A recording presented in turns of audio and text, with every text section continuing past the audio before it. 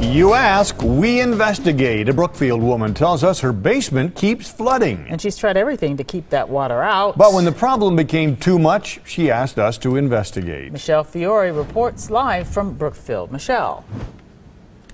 Mike and Carol, last winter as the snow began to thaw, Jodie Petrie's kids shouted out aloud, "Mom!" Their basement was flooding, and life here just hasn't been the same ever since.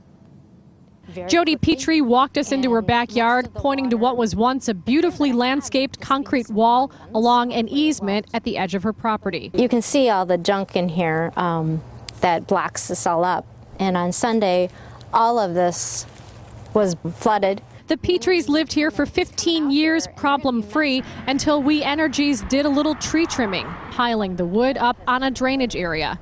It was on her neighbor's property just off this easement. When the snow thawed in March, Petrie's basement flooded. The window well was full of water.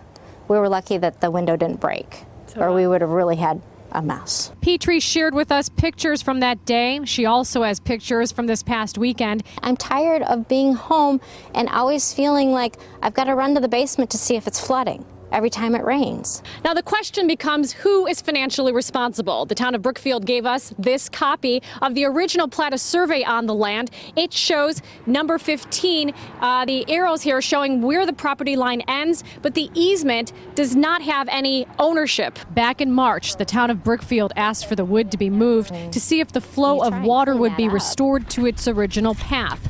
The wood was moved, but that hasn't fixed the problem. My feelings? I am pissed. And I'm done fighting with everybody. The town plans to survey the easement and see whether sediment has built up over time and then assess what to do next. Jodie's just hoping to get some help since insurance won't cover the damages. We're live tonight in the town of Brookfield. Michelle Fiore, today's TMJ4. Yeah, hopefully they can figure out what's going on. Thank you, Michelle. If you have a story you'd like us to investigate, send a tip to us at tmj4.com/tips. You can also find us on Facebook and Twitter. You ask, we investigate.